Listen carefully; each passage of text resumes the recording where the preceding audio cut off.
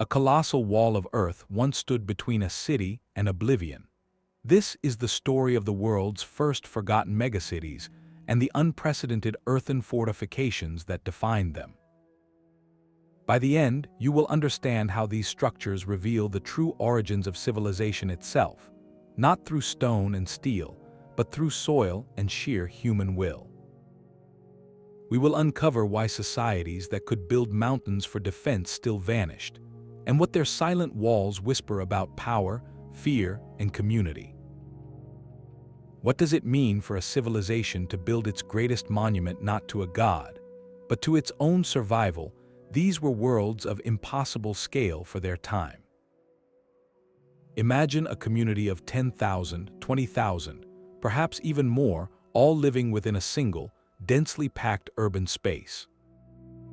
This was the revolutionary leap, a fundamental shift in what it meant to be human together. For nearly all of our history, we lived in small, mobile groups, then in settled villages of a few hundred. But around 4,000 years ago, something extraordinary happened in several corners of the globe at once. In the fertile floodplains of the Indus River and in other key regions, human settlements didn't just grow, they transformed. They became the first true megacities. This wasn't merely a matter of population size, though that was staggering. It was a complete reimagining of society. These were hubs of specialized labor, where potters, metalworkers, and traders operated in distinct districts. They were centers of governance, with evidence of coordinated planning in their grid-like streets and sophisticated drainage systems. They were melting pots of culture and ideas. A place like in the Indus Valley wasn't just a large village, it was a meticulously engineered metropolis, a testament to a shared vision of order. Similarly, the sprawling settlements of the Chico culture in Peru, with their grand ceremonial plazas and monumental architecture, spoke of a society capable of organizing labor on a colossal scale. This concentration of people, wealth, and innovation was humanity's greatest achievement to date, but it also created humanity's greatest vulnerability. For the first time, there was a single, irresistible target. The accumulated grain stores, the workshops full of crafted goods, the very density of human life, all represented a concentration of value that was entirely new. It generated a need that was equally unprecedented.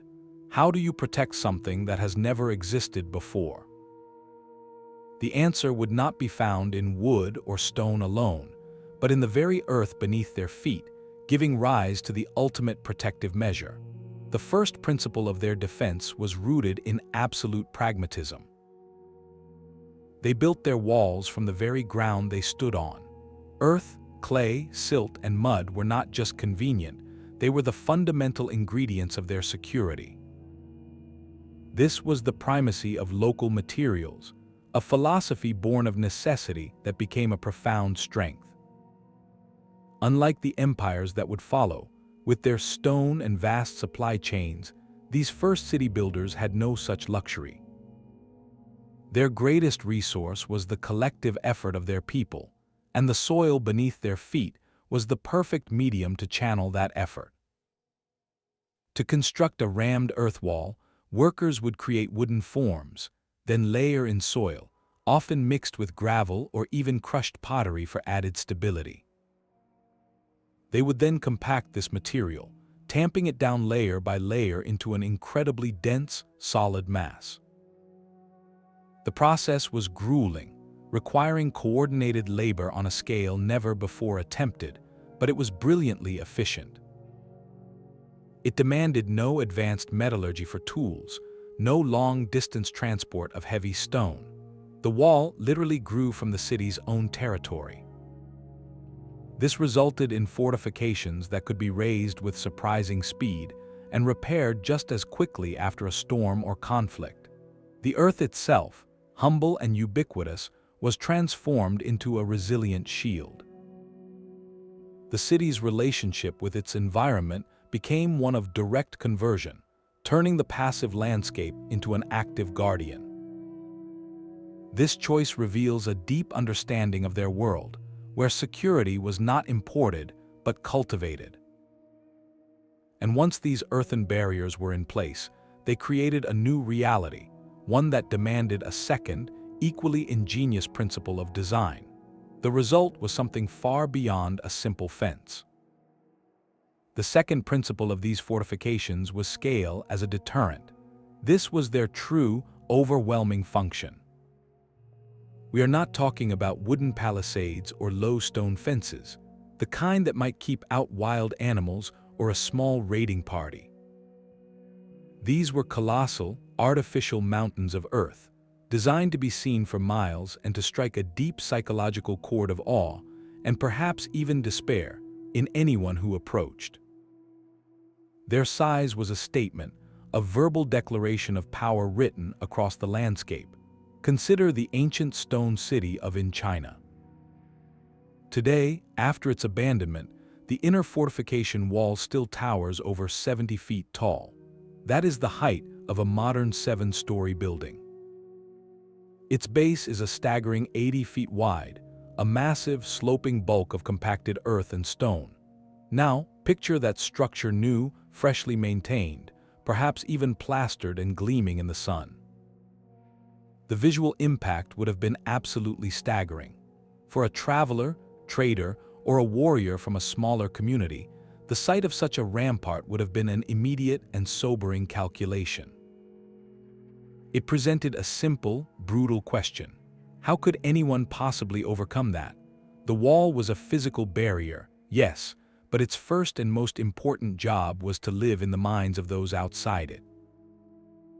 Its sheer scale communicated an unambiguous message about the society within. It said we possess the unity, the leadership, and the sheer manpower to command thousands of workers for years, perhaps even generations, to shape the very earth to our will.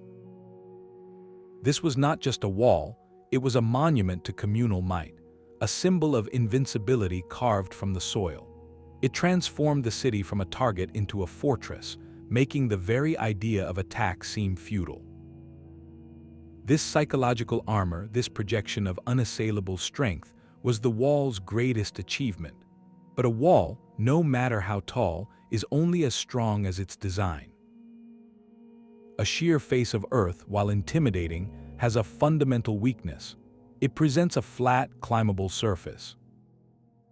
So these early engineers had to solve a critical problem of geometry, leading to the third, brilliant principle of their defensive architecture. The geometry they chose was a masterpiece of defensive thinking. The third principle was the sloping rampart, a design that turned a simple barrier into an active weapon. Instead of a sheer, vertical face, the outer wall of the fortification was built at a pronounced angle. This slope served multiple, devastating purposes. For an attacker, it eliminated any stable footing for scaling ladders. Every step upward would be a struggle against loose, shifting earth. More ingeniously, it transformed the wall itself into a funnel for projectiles.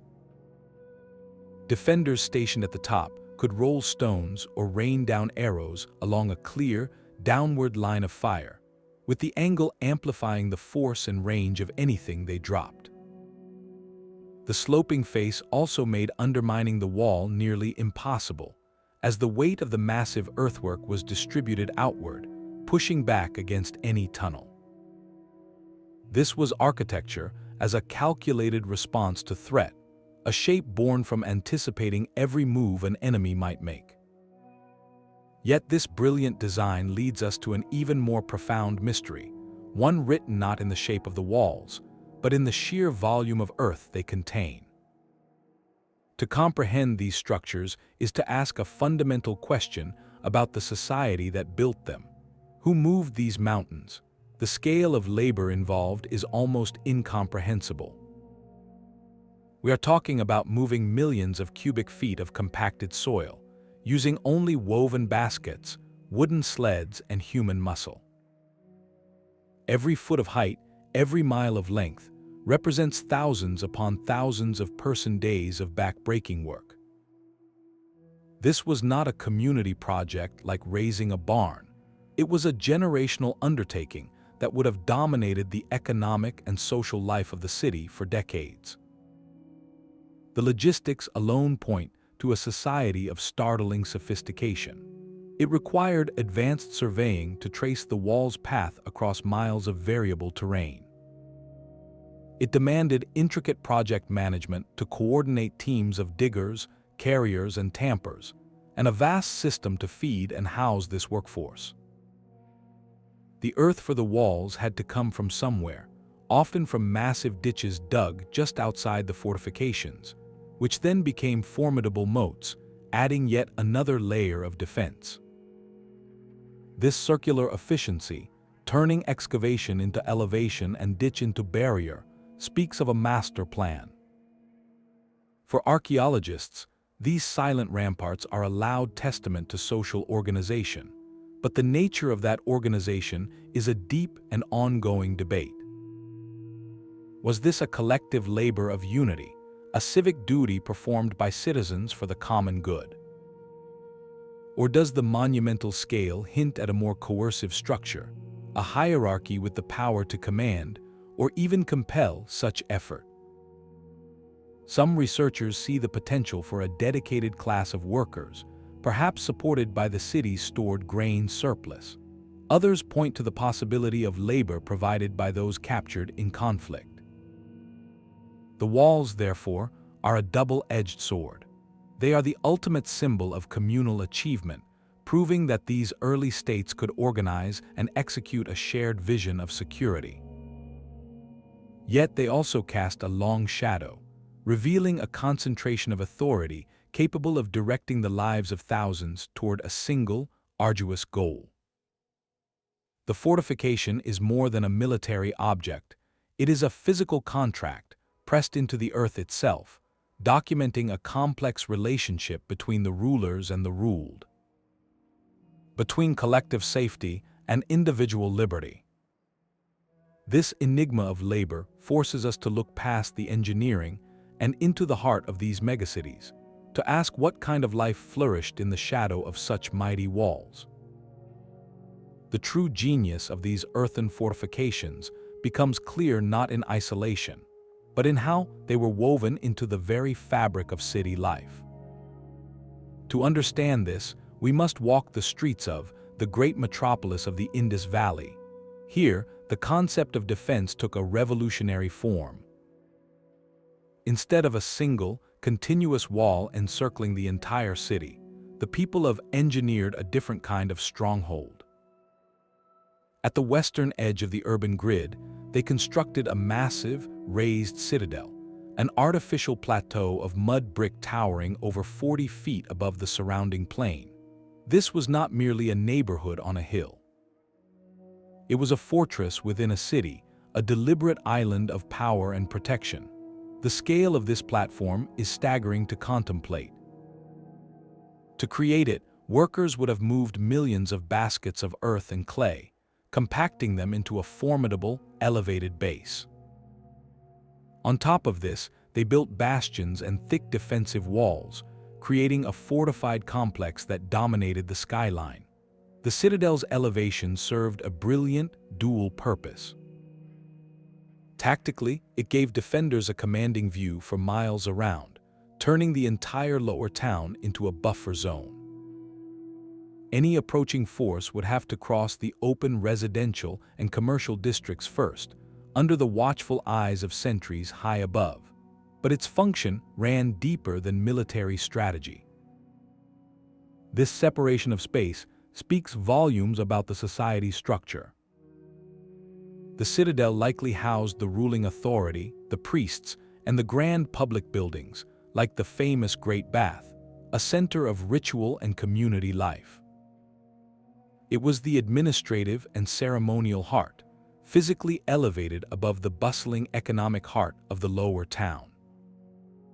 This design created a powerful visual symbol of order and hierarchy, a constant, silent reminder of the city's organizing principles. Yet, approach to safety was remarkably holistic. Its defenses were not just walls and high ground, they were integrated with the city's most celebrated innovation, its advanced drainage and water management systems. A network of baked brick channels ran beneath the streets, carrying away from homes and public spaces. This was public health engineering on an unprecedented scale. The investment in such a system reveals that the city's leaders viewed threats as coming from more than just human enemies. They were guarding against internal decay, against the illness that could fester in stagnant water and crowded streets. Protection meant managing the environment, controlling water, and ensuring civic cleanliness to maintain social stability. The Citadel, therefore, was the pinnacle of a comprehensive philosophy. It provided a refuge from external conflict, a seat for governance to prevent internal strife, and oversight for the systems that prevented environmental crisis.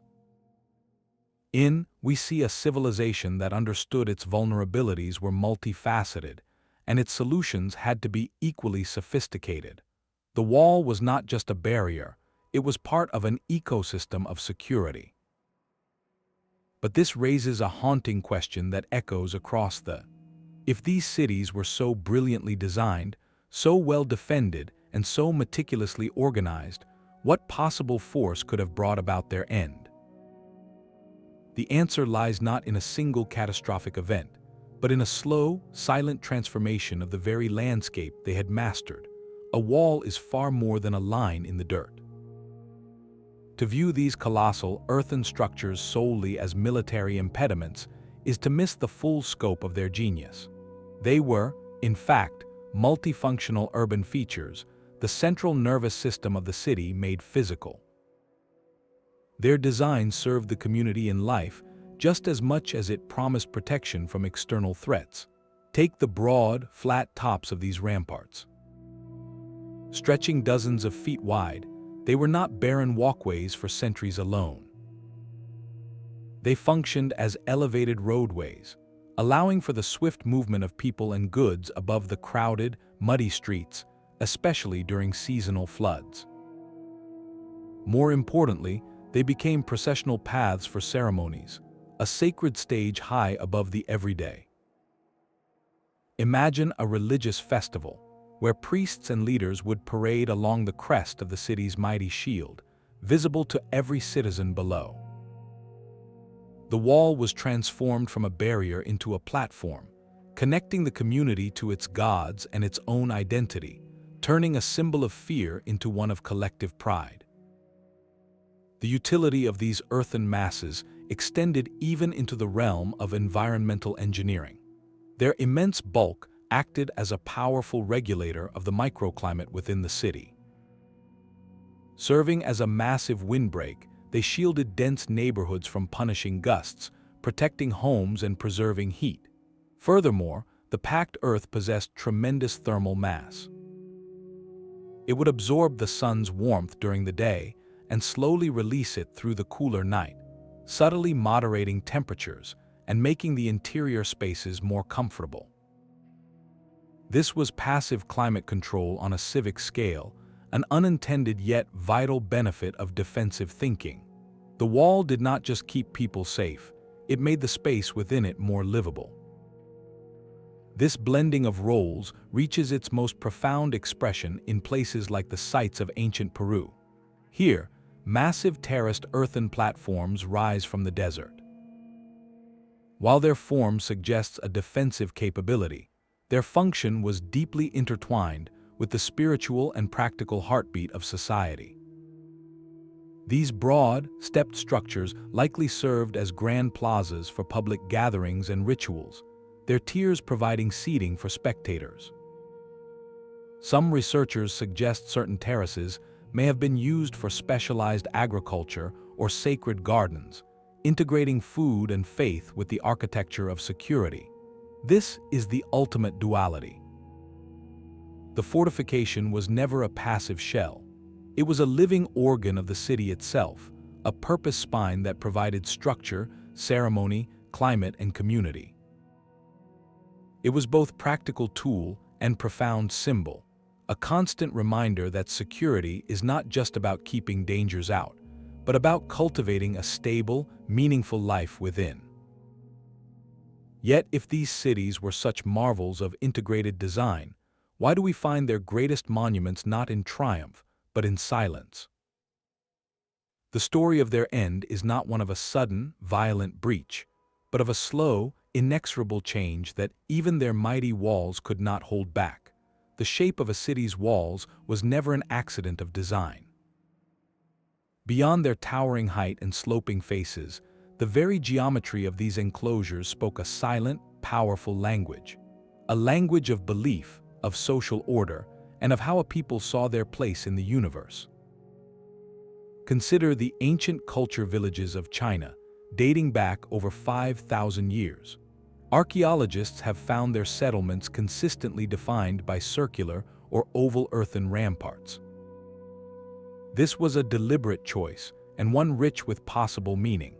The circle is a shape without beginning or end, a universal symbol of wholeness and the cyclical nature of life, the seasons, and the heavens themselves.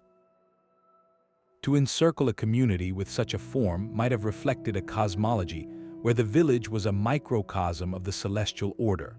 Socially, a circular plan has no obvious corners, no single dominant axis. Its center is a natural, shared point, suggesting a community where leadership may have been more collective, or where the focus was inward, toward a common hearth or communal space. The wall itself became a physical manifestation of unity, a continuous embrace that held the community together as one. But as societies grew more complex, so too did their blueprints for security. In later periods, and in other megacities, we see a dramatic shift towards strict rectangular and square layouts. The rigid right angles of a city, with its precise grid of streets, represent a fundamentally different philosophy. The square is a human invention, a shape rarely found in untouched nature. It speaks of measurement, of control, and of imposing a clear, rational order upon the chaotic landscape. A square fortification, often aligned with the cardinal directions north, south, east, and west, broadcasts a desire to orient the community within a larger cosmic grid. It reflects a society with a pronounced sense of hierarchy and centralized planning. The walls now create distinct zones, clear axes of power leading from gates to central citadels. This geometry tells a story of specialization, of a social structure where roles were clearly defined, and where authority could survey and manage the city from a place of geometric prominence. The transition from circle to square is more than an architectural trend. It is a visible record of a profound cultural shift, from communities organized around a shared, natural cycle to civilizations structured by human-devised systems of control. The fortifications' footprint, therefore, is a kind of frozen ideology. A circular wall whispers of unity with the cosmos, while a square wall declares the triumph of human order over it. This symbolic weight raises a compelling, almost paradoxical thought. If the walls were such perfect expressions of their societies, embodying everything from spiritual beliefs to social structure, then their ultimate failure was not a military defeat, but a cultural one. Yet these walls did not stand alone against the world. The third principle of their design was a profound integration with the natural topography. These early engineers were not just builders, they were masters of terrain, possessing a deep, intuitive understanding that the strongest defense works with the landscape, not against it. Rather than flattening a hill or filling a ravine, they incorporated these features, turning nature's own architecture into a force multiplier. A perfect example is the Olmec Center of San in ancient Mexico. Here, the city's planners did not construct a massive, freestanding wall on flat ground. Instead, they situated their entire settlement on a vast, natural plateau, a raised landform surrounded by lower wetlands. They then sculpted and enhanced the plateau's edges, creating formidable earthen ramparts along them. This meant any approaching force would first have to navigate the difficult, marshy terrain below, only to be confronted with a steep, artificial slope rising from the plateau's edge. The natural elevation did half the defensive work before a single stone was thrown. Similarly, many of these cities followed the graceful curves of rivers, using the flowing water as a ready-made, self-renewing moat. The river's course defined the wall's path, creating a barrier that was both physical and psychological. But the ultimate expression of this symbiotic relationship is found at an astonishing ancient city in China. Around 5,000 years ago, the people undertook a project of breathtaking ambition. They did not just build walls to keep water out, they built an entire hydraulic landscape to manage it. A vast, integrated system of earthen dams, levees, and canals was constructed in the hills and plains surrounding the city. This network served a brilliant dual purpose. In times of peace, it controlled flooding, irrigated immense rice paddies, and facilitated transport, turning the region into an agricultural powerhouse. But in times of threat, this system became a weapon of strategic defense. By manipulating water gates and canals, the city's guardians could deliberately flood the approaches to the city, transforming the surrounding countryside into an impassable shallow sea, isolating on an artificial island. The fortification was not a line of earth, it was the entire managed environment. This represents a quantum leap in thinking. It reveals a society that saw itself not as separate from nature, but as a partner within it. Their security was woven into the very cycles of water and earth, making their defenses resilient, sustainable, and incredibly sophisticated. The wall was no longer just a shield, it was part of a living, breathing system. This deep harmony with the land suggests a stability that should have lasted for ages.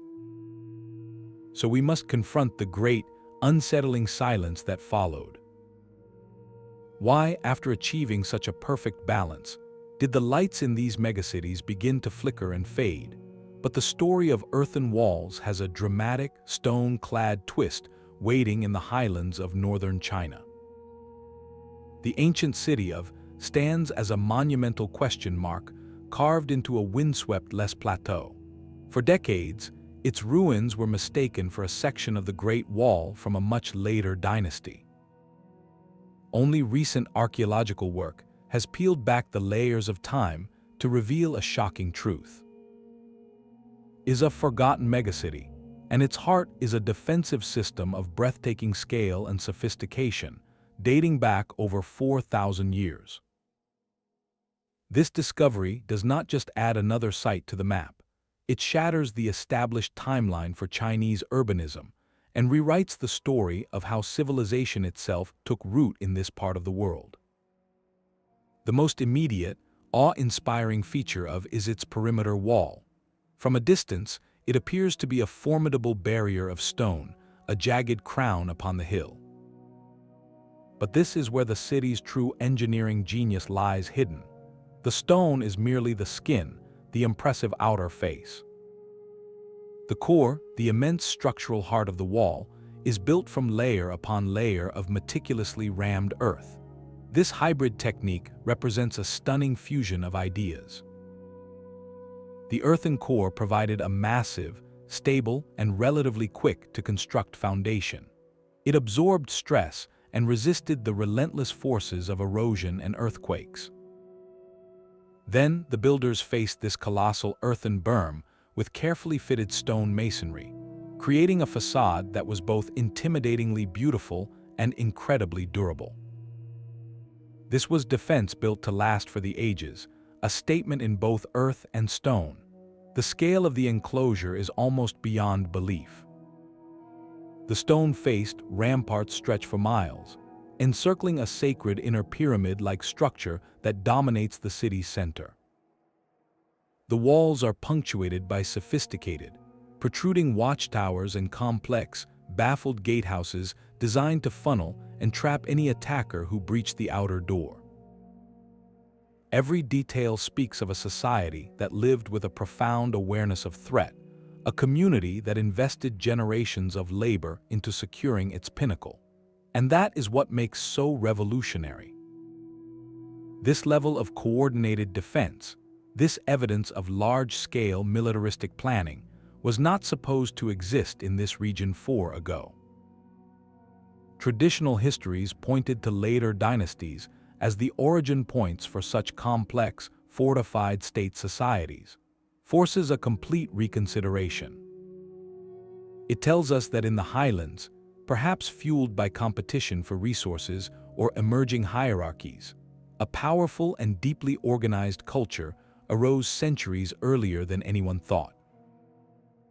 The sheer manpower required to quarry, transport, and set that stone facing onto a mountain of rammed earth speaks of a concentration of authority and social control that rivals the famous empires of the Bronze Age. The walls are more than ruins, they are a historical correction. They whisper of conflicts and kingdoms whose names are lost to time, of a forgotten chapter of human ambition where earth met stone to create an early citadel of power. This revelation from the highlands makes the subsequent silence from the river valleys even more profound. If a society as formidable as could rise, what unseen pressures could possibly make such a place, and others like it, eventually turn quiet a city's gates are its open mouth? The point where it breathes in the world and speaks its own authority. So what does it mean when a metropolis, home to tens of thousands, chooses to speak through only a few tightly clenched teeth? This is the mystery of the missing gates, a fascinating puzzle found at many of these first megacities. In places like the sprawling, grid-like streets were not punctuated by frequent openings in the great earthen ramparts. Instead, archaeologists find evidence of only a handful of major gateways. This was no oversight, it was of defensive and social engineering. With limited entrances, every single person, every cart of grain, every trader with exotic goods was forced to pass through a predetermined choke point. Think of it as the ancient equivalent of a modern airport security checkpoint, but one that defined daily life. These narrow funnels made the city exponentially easier to defend. A small garrison could hold a gate against a much larger force, as attackers lost their numerical advantage in the confined space. But the purpose ran far deeper than military tactics. This design allowed for total control of movement. Authorities could monitor who entered and who left. They could levy taxes on goods coming into the markets, and they could regulate the flow of new ideas and outside influences. The gate became a powerful filtering mechanism, deciding what was allowed to become part of the city's body. This architecture of control hints at a society with complex concerns about its own stability. By making exit just as regulated as entry, the city could manage its population, perhaps preventing the departure of skilled laborers or the spread of sensitive information. It transformed the boundary from a simple line of defense into a membrane, selectively permeable, allowing in sustenance while keeping out threat. The gate itself was a theater of power. For a visiting trader from a distant village, the journey through that dark, guarded passage was a ritual of submission. He would leave the open plain and enter a man-made canyon, overshadowed by towering walls, under the watchful eyes of sentries. He was now subject to the city's laws, its measurements, and its taxes. For the resident returning home, it was a ritual of belonging, a passage back into the ordered world of the grid. In this daily performance, the abstract authority of the rulers was made physically real, enacted upon every single soul that crossed the threshold. The gate was a nexus where commerce met control, where safety intertwined with sovereignty. It tells us that these early urbanites understood a profound truth, that a city's greatest vulnerabilities could walk right through the front door, and so the door itself had to become an instrument of governance. This meticulous control over access suggests a civilization at the height of its confidence and organization. Yet, it also sets the stage for a haunting contradiction. If their defenses were so complete, regulating even the comings and goings of daily life, what kind of threat could possibly bypass such a system? The answer may not lie in an army scaling the walls, but in something far more insidious, something that required no gate at all. The psychological weight of these earthen mountains was immense. The fourth principle of their design was not measured in feet or cubic yards, but in the human mind. These fortifications created a psychological landscape, one that defined reality for everyone who lived within their shadow or approached from beyond.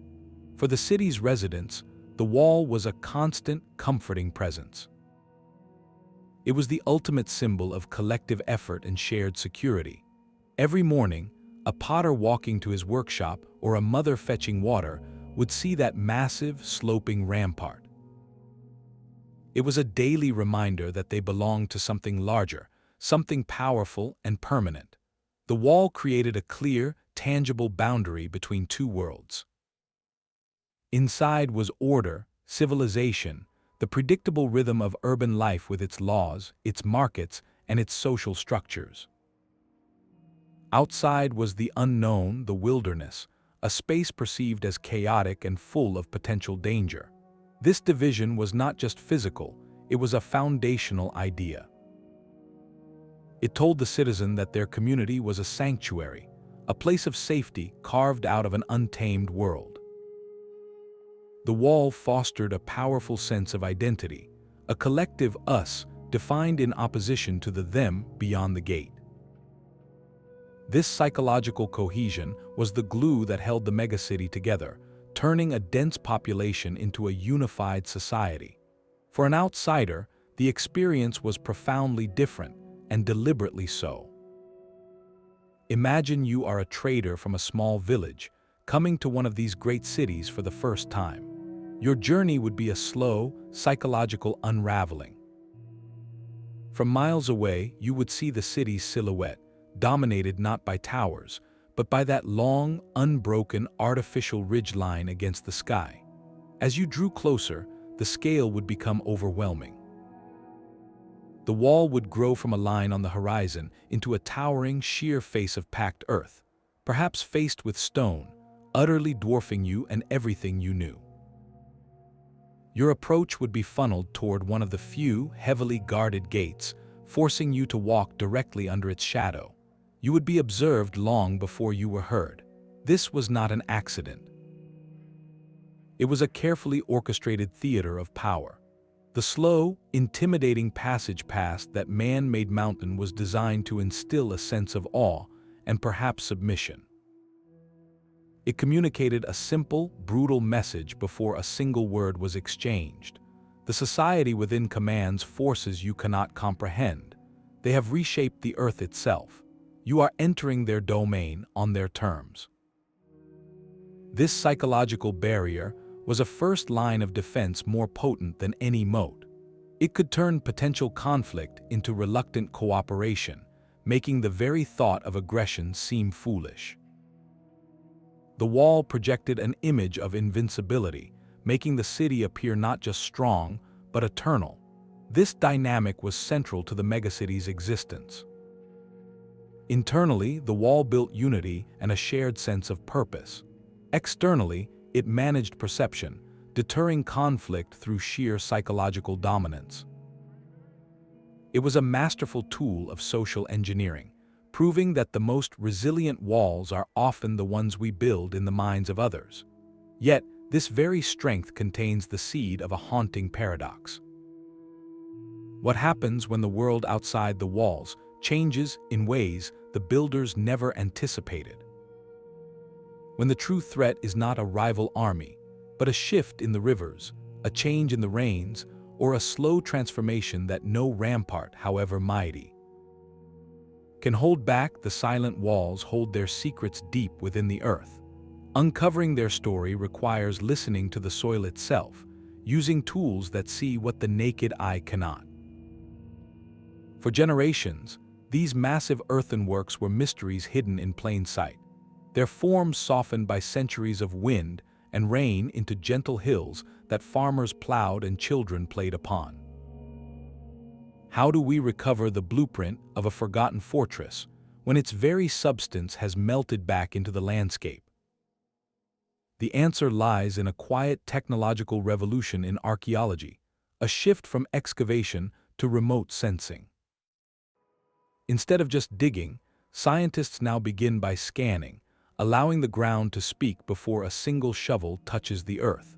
One of the most powerful of these tools is ground-penetrating radar. By sending pulses of energy into the soil and measuring the echoes that bounce back, researchers can create a detailed map of what lies beneath.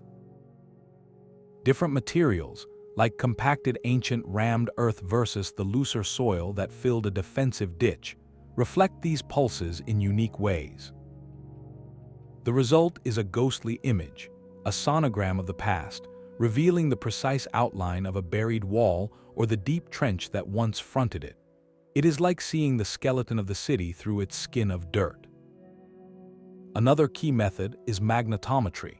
This technique measures tiny variations in the Earth's magnetic field.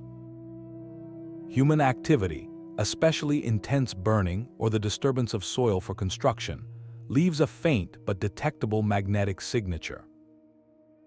A line of ancient hearths along a wall walkway, or the concentrated organic material from a long-vanished wooden palisade set into an earthen berm, can stand out clearly on a magnetometer survey. These tools allow archaeologists to map entire defensive systems across dozens of acres in a fraction of the time a traditional dig would take, preserving the site while revealing its grand plan. But perhaps the most breathtaking view comes from above, with a technology called LiDAR, or light detection and ranging. Mounted on aircraft, LiDAR scanners fire millions of laser pulses at the ground, measuring their return time to create an exquisitely precise three-dimensional model of the Earth's surface. Its true magic is in filtering. Software can digitally strip away dense forest canopy, revealing the terrain beneath with startling clarity. In regions once thought empty, LiDAR has unveiled vast geometric patterns, the unmistakable footprints of colossal earthen engineering hidden for centuries under jungle growth. It shows not just a wall, but the entire logic of a city's defenses, from raised causeways to engineered moats, all etched into the land. These invasive scans provide the map, but the full story is written in the soil's own layers. When archaeologists do open a careful trench, they are reading a historical document composed of dust, clay, and stone. They examine the strata, the distinct bands of soil that represent different events. A layer of uniform, densely packed earth tells of the wall's initial, organized construction. A section of mixed debris, with pottery shards and ash, might speak of a violent breach and a hasty repair. A final layer of slumped, eroded material, slowly blending into natural soil, marks the wall's long abandonment. By analyzing the size of soil particles, the direction they were laid, and the tools that left impressions in the clay, researchers can reconstruct the construction techniques, the number of work crews, and even the seasons in which they labored. This forensic study of dirt allows us to trace the life history of a fortification, from its birth in coordinated effort, through its years of vigilant service and repair, to its final, quiet return to the earth. We are not just finding walls, we are recovering the narrative of their existence, written in the very material they were built to defend. The most formidable walls were not always built up, but were sometimes dug down. In countless ancient cities, the act of constructing an earthen rampart solved two problems at once. Every basket of soil lifted to build the wall left behind a corresponding hollow in the ground. This was not a byproduct to be filled, but a strategic opportunity to be embraced. These excavated ditches, running along the base of the fortifications, became the first line of defense. When left dry, they were formidable obstacles, steep-sided traps that could break the charge of an army and make the scaling of walls a distant dream. But the true genius emerged when these trenches were intentionally connected to a larger plan.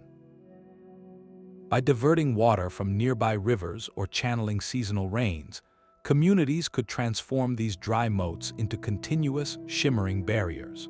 A water-filled moat did more than just get people wet.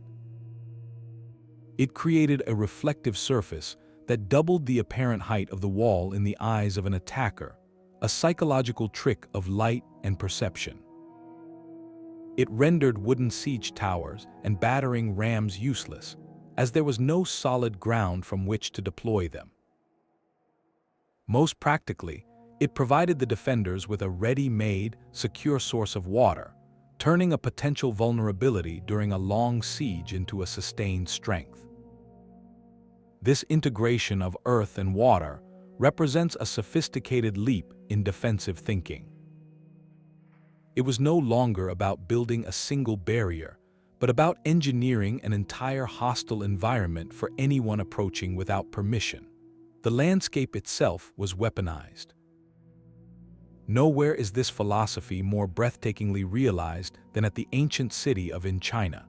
Here, around 5,300 years ago, the people did not just build a city with walls. They engineered a hydraulic fortress. Archaeologists have uncovered a vast, deliberate network of canals, dams, and reservoirs that surrounded and permeated the urban center. This system was a masterpiece of dual-purpose design. In times of peace, it was the lifeblood of the civilization. The canals facilitated trade and transport, moving goods and people with efficiency. The dams managed the flow of water, preventing catastrophic floods in the wet seasons, and storing precious water for irrigation during dry periods, supporting immense rice paddies that fed the population. This was sustainable urban planning on a grand scale, but with a simple, strategic adjustment, this peaceful hydraulic grid could become an impassable defensive labyrinth.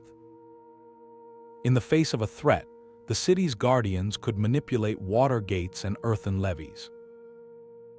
They could deliberately flood the low-lying plains and approaches to the city, transforming miles of countryside into a shallow, murky lake. Would suddenly become an island, isolated and unreachable, its earthen walls rising from the water like the hull of a great ship. Attackers would be forced to contend not with a single wall, but with a sprawling, watery maze, where the very ground beneath their feet could become a trap. This represents a profound understanding of security. The people have viewed their relationship with water not as a constant battle, but as a dynamic partnership. Their safety was woven into the natural cycle of the environment. Their greatest defense was not a static pile of earth, but a living, flowing system they could guide and direct. It showcased a level of communal organization and foresight that is staggering to contemplate. They had moved beyond mere fortification into the realm of strategic engineering, turning their entire territory into a controlled ecosystem that could sustain life or deny access with equal precision. This harmonious balance between human need and environmental management suggests a civilization at its peak, one that had seemingly solved the fundamental challenges of survival. Which makes the silence that followed all the more profound and puzzling. The arid coast of Peru presents a profound paradox in the story of early fortifications. Here, the Chico civilization, also known as the culture, built one of the America's first complex societies, yet they left behind no grand encircling walls, no obvious ramparts, and curiously, no evidence of weapons or warfare. Their monumental architecture seems to whisper a different philosophy of security altogether. Instead of barriers meant to repel, they constructed something meant to elevate, both physically and spiritually.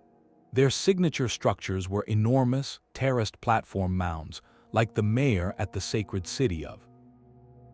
These were not slender pyramids pointing at the heavens, but massive, stepped platforms of stone and earth, rising like artificial mountains from the desert floor. They created immense, flat summits, spaces set dramatically apart from the everyday world below. While they lacked the sheer, sloping faces of a classic defensive wall, their design offered a powerful, inherent defensibility. Access was controlled by a single, steep staircase, funneling all movement to a single point. The summit provided a commanding, 360-degree view of the surrounding valleys and river plains. Anyone standing atop such a platform was literally and symbolically above any threat, protected by height and exclusivity. These were not forts in a conventional sense, but they functioned as sanctuaries of power, places where the community's leaders and priests could reside and perform rituals in a space that was secure by its very design. The labor investment reveals the true scale of their commitment. Moving the millions of cubic feet of stone and basket-packed earth required to build the mayor demanded the same breathtaking level of social coordination, the same generational dedication. As the construction of stone-faced ramparts or great citadel, this shared effort, this communal undertaking, is the critical link. For the people of Chico, the act of building upward together may have been the ultimate defense. Their security did not come from a wall that kept enemies out, but from a platform that unified and elevated their society from within. The mound was a permanent, undeniable testament to their shared identity and collective capability. It centralized authority, housing the rituals that ensured cosmic order, and they believed, the fertility of their cotton and squash fields in the dry river valleys.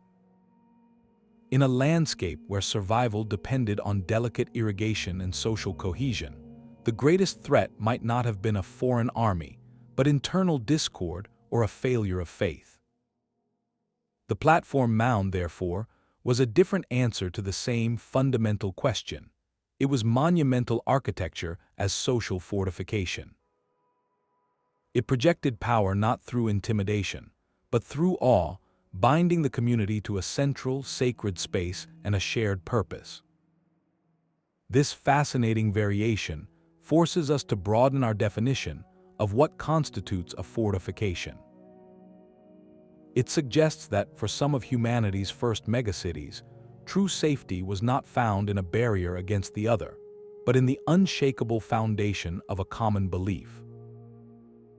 Built layer by laborious layer into the heart of their world, even the mightiest ramparts could not hold back the slow turning of the world. The decline of these first megacities presents a profound and humbling lesson, one written not in the rubble of a breached wall, but in the quiet, accumulated layers of dust upon their abandoned streets. Their unprecedented fortifications, for all their genius, could not guarantee eternal survival. They were designed to meet a specific set of threats, but the true dangers often came from directions they never anticipated. One of the most pervasive forces was a changing climate. A series of prolonged droughts, a gradual shift in monsoon patterns, or the slow, relentless migration of a river's course could unravel the very foundation of these dense urban societies. A city of tens of thousands was a voracious consumer of resources, utterly dependent on a predictable agricultural surplus. When the rains failed for generations, or the life-giving rivers silted up and wandered away, the fields that fed the multitude would wither. The walls remained, tall and imposing, but they stood guard over empty granaries. The magnificent hydraulic systems, like those at, could manage water, but they could not create it from nothing. A civilization that had mastered its environment found itself mastered by a larger global pattern it could not control. The fortifications, in the end, were powerless against the sky. Internal pressures could prove just as devastating as external ones. The very social cohesion that built the walls could fracture under strain. As resources dwindled, the careful balance between rulers and workers, between the citadel and the lower town, might have splintered into conflict.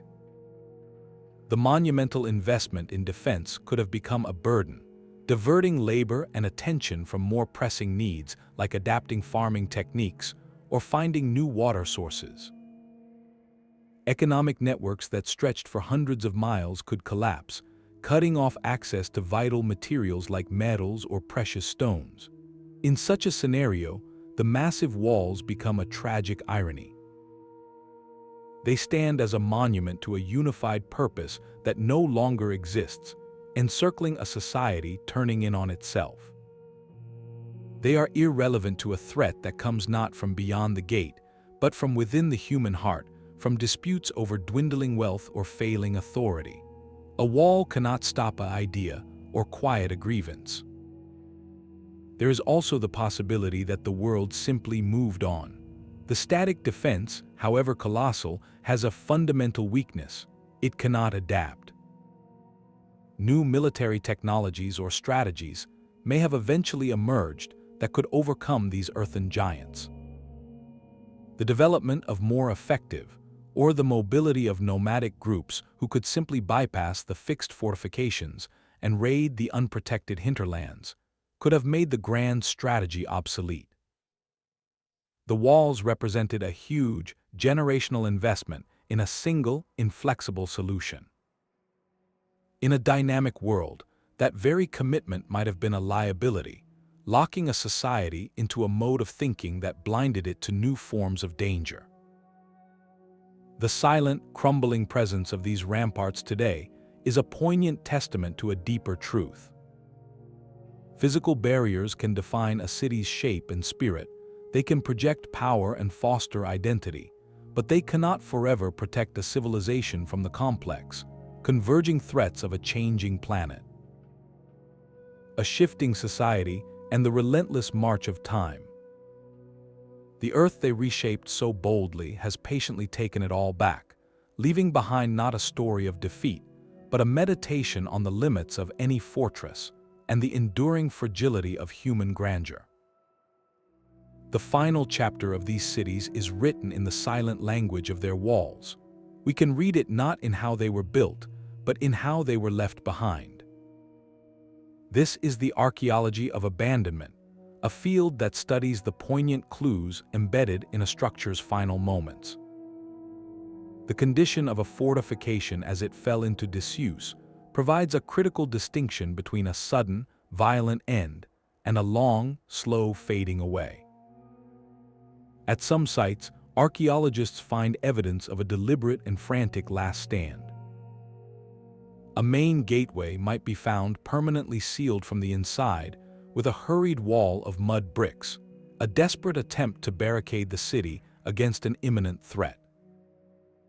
In other places, a section of the towering rampart shows clear signs of being systematically breached, with evidence of intense burning at the base, suggesting a successful assault that shattered the community's sense of security. These scenes speak of a definitive, catastrophic close, likely driven by conflict or invasion. The Great Shield has been broken and the story ends abruptly, but far more common and in many ways more haunting is a different kind of evidence. At countless locations, there is no sign of a final battle. Instead, the walls simply stand, slowly surrendering to time. The story here is told in layers of wind-blown silt that accumulate gently against the base of the rampart, year after quiet year. This silt was not dumped by human hands. It was carried by the breeze and left undisturbed because no one came to sweep it away. It speaks of a long period of neglect, where the once meticulously maintained defensive line was no longer patrolled or repaired. Weeds took root in the packed earth, then shrubs and eventually trees, their roots slowly prying apart the meticulous layers of rammed soil. In this scenario, the wall was not defeated, it was forgotten. It became a relic of a fading purpose. As the population within gradually dwindled, perhaps migrating away due to a changing climate or failing resources. The gates were left open because no one feared what lay outside anymore, or because there was no one left to close them. This slow depopulation turns the mighty fortification into a tragic monument. It stands guard over an empty city, a sentinel for a kingdom that has quietly vanished.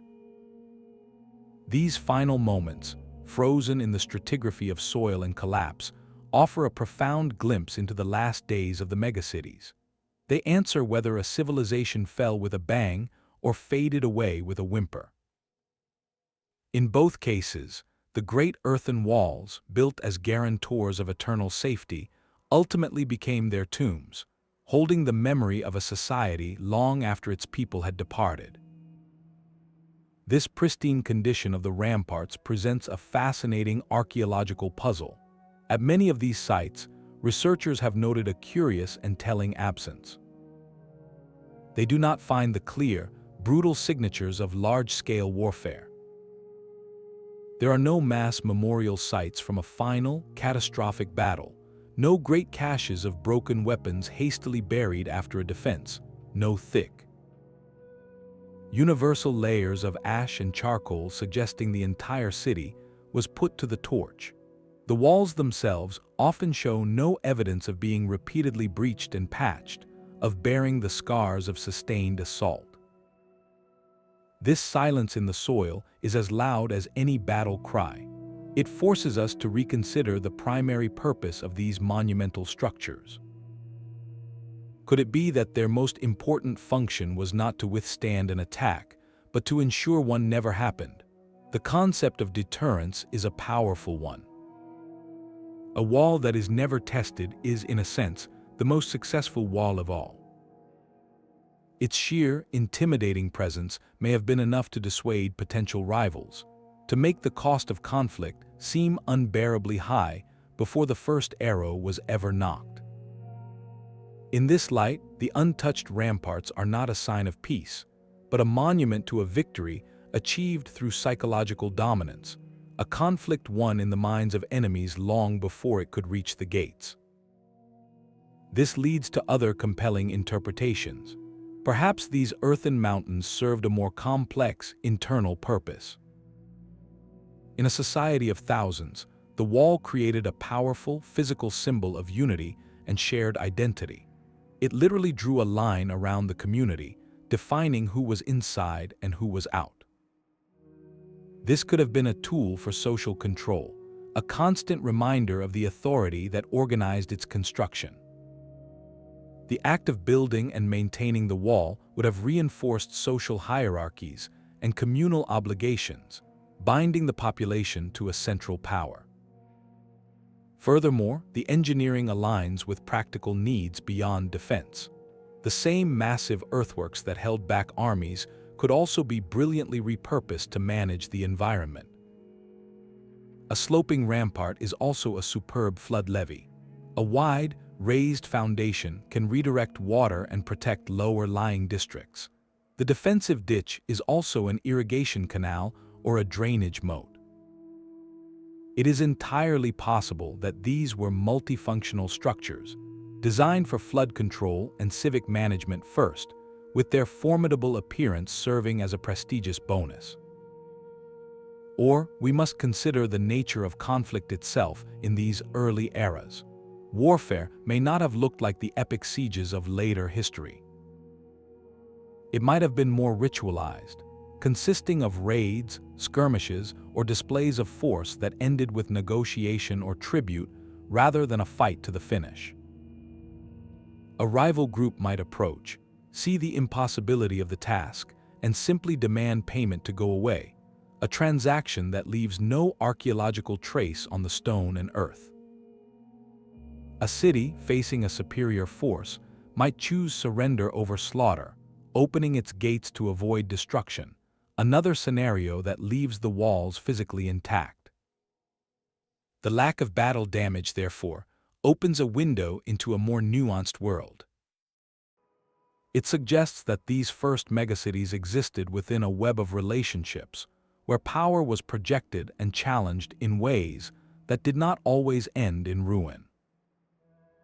The untouched rampart stands as a testament to a success we can barely see, a victory of prevention, a symbol of order, or a masterpiece of environmental adaptation. Its quiet surface guards the secrets of a diplomacy and a daily life that have faded far more completely than any scar of war. The lessons of soil and slope were not forgotten. The defensive principles pioneered by those first megacities became a foundational chapter in the long story of warfare, their earthen logic echoing through the empires that rose and fell long after their builders had vanished. The core innovations, born from necessity in the ancient river valleys, were meticulously studied, refined, and scaled up by the great military powers of history. Consider the formidable Assyrian Empire, whose siege engines and brutal tactics are legendary. Yet their own fortress cities, like Nineveh, relied on massive perimeter walls that often began as colossal rammed earth cores, later faced with stone for even greater intimidation.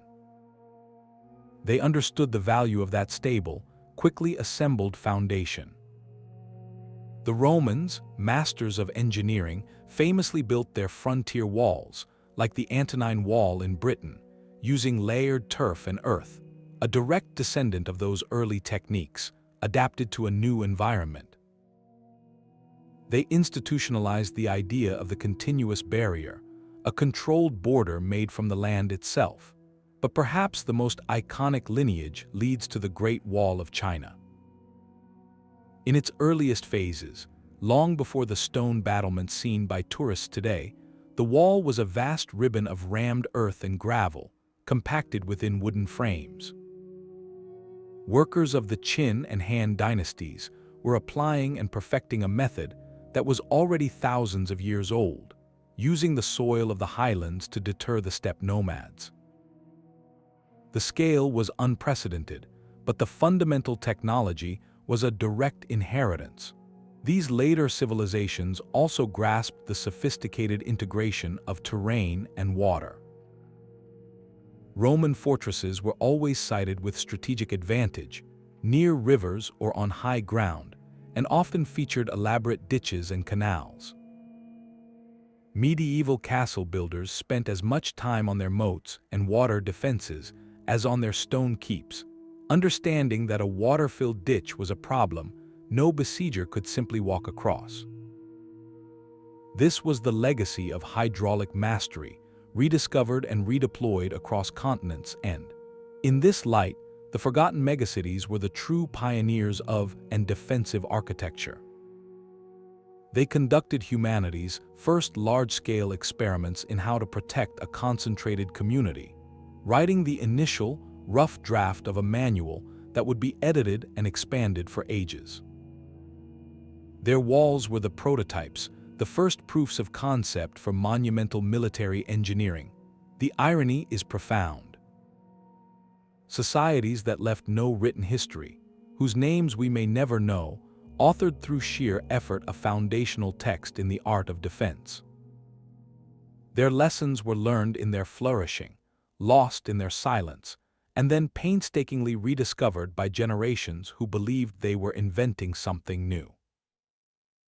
The soil they packed so carefully held a knowledge that would outlast their cities, their languages, and even their memory, waiting to be built upon once more. Long after the last citizen departed, the walls remained. They stood as silent, weathered giants, their purpose erased by time, yet their presence too immense to ignore. For the communities that later settled in their shadows, these colossal earthen ridges presented a mystery written into the very land. Without written records or living memory, the only explanation left was the imagination. So the true history of the first megacities faded, and in its place grew a forest of myth. The ramparts were no longer the work of kings and engineers, but of giants, of demons, or of gods.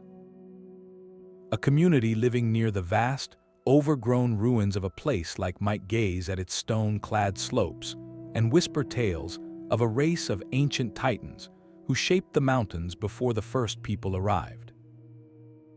The perfectly straight, miles-long embankments of an Indus Valley city could become the ramparts of the old king. A legendary ruler of such power, he commanded the earth to rise at his word. In the Andes, a massive terraced platform might be called the throne of the sun god, a place where deities once descended to walk among humans. This process of myth-making is a profound form of memory.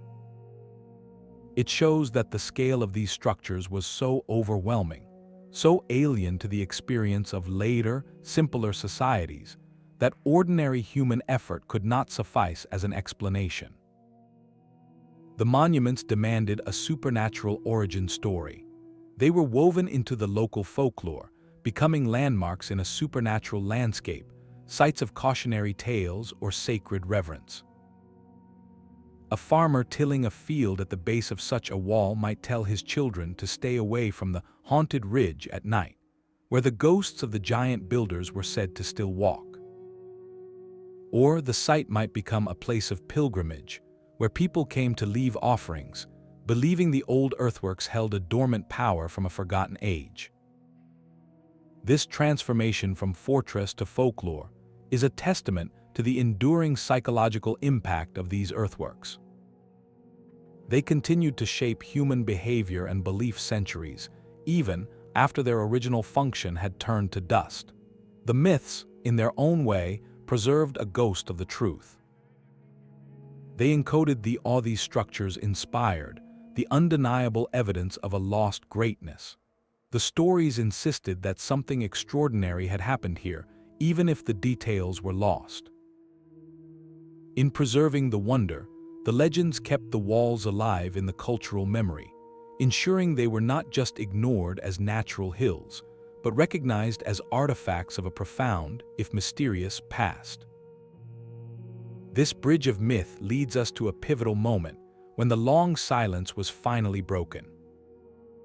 When did these legends of giants and gods first collide with the curious, questioning gaze of modern science? A fortress cannot be built on empty granaries. The sixth, and perhaps most vital, principle underpinning these megacities was an economic engine of staggering productivity. Their soaring walls and dense populations did not simply require food, they demanded a constant, overflowing surplus. This was not subsistence farming, but agriculture organized on an industrial scale, capable of feeding not only the farmers themselves, but also the potters, the masons, the soldiers, and the administrators who never touched a plow. Vast, irrigated fields of wheat, barley, or rice became the true foundation upon which the earthen ramparts were raised. Every basket of grain stored in a guarded silo represented potential labor, the calories needed to sustain a worker tamping earth for another day. But food alone was not enough. The very act of construction required resources that the local floodplain might not provide. Think of the timber needed for the massive scaffolding and the forms that shaped the rammed earth. Consider the special clays for bricks, or the stone for facing, often sourced from quarries miles away. This meant the city's reach had to extend far beyond its walls through organized, protected trade networks. Caravans of donkeys or flotillas of riverboats would bring these critical materials from distant hills and forests, their safe passage guaranteed by the city's growing influence. The wall, therefore, was not just a shield, it was a strategic enclosure for the city's economic heart. Within its safety lay the centralized granaries, the bustling workshops full of crafted goods, and the open marketplaces where grain was exchanged for pottery, cloth, and exotic imports. This concentration of production and commerce generated immense wealth, a wealth that was both protected by the wall and entirely necessary for its upkeep. The relationship was perfectly circular, a self-reinforcing loop of security and prosperity. The wall's intimidating presence created a stable zone where commerce could flourish without fear of raid or disruption. The taxes on that trade, the tithes of grain from the hinterlands, and the profits from workshops then flowed back to the central authority. This revenue funded the perpetual work of maintenance, repairing erosion after the rainy season, rebuilding a collapsed section, and it paid for a standing force of guards to patrol the ramparts and man the gates. The wall made the wealthy economy possible, and the wealthy economy made the wall permanent. This economic imperative was the silent engine humming behind every basket of earth lifted, every stone set into place.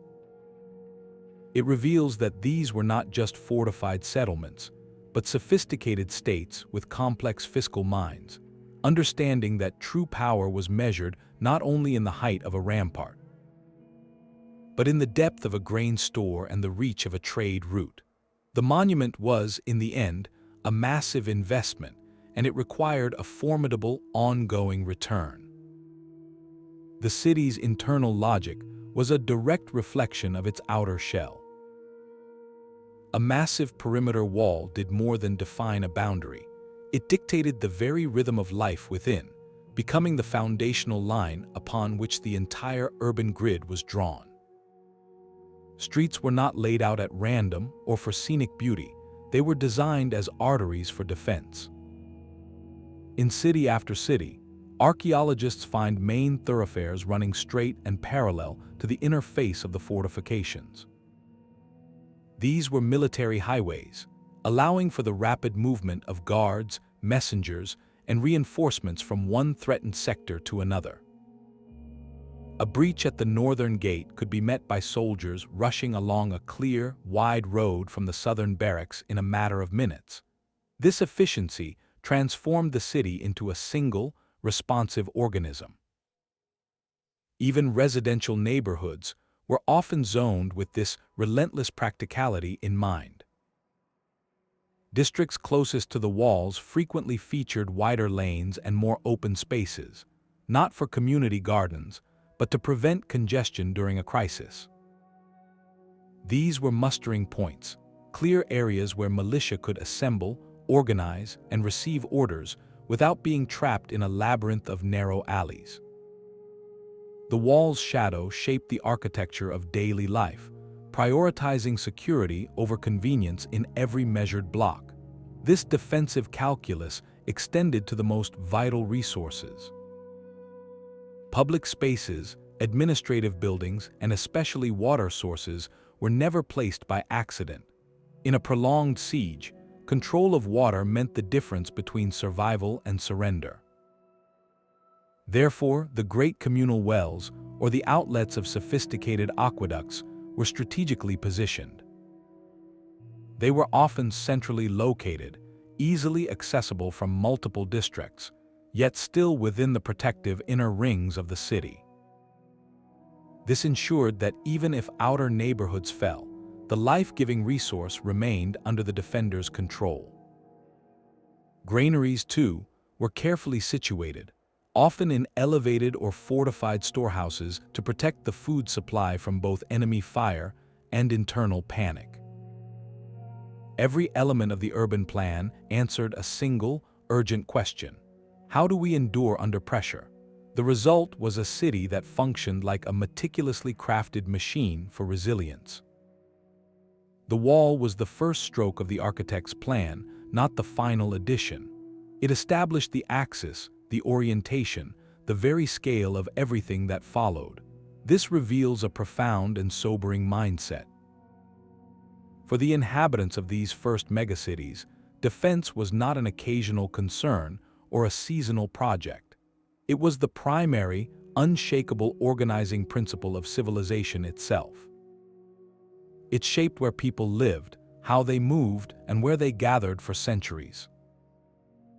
The social geography of the city, the separation between artisans and elites, between marketplaces and temples, was all mapped onto this framework of potential threat.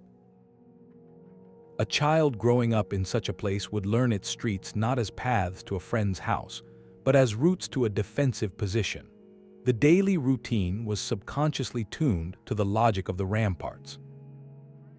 This was a world where the possibility of conflict was baked into the bricks and the very layout of the lanes, a constant, quiet undercurrent to the bustling life of the market and the chatter of the workshops. The ultimate purpose of the city, its reason for being concentrated and grand, was inseparable from its need to protect that grandness.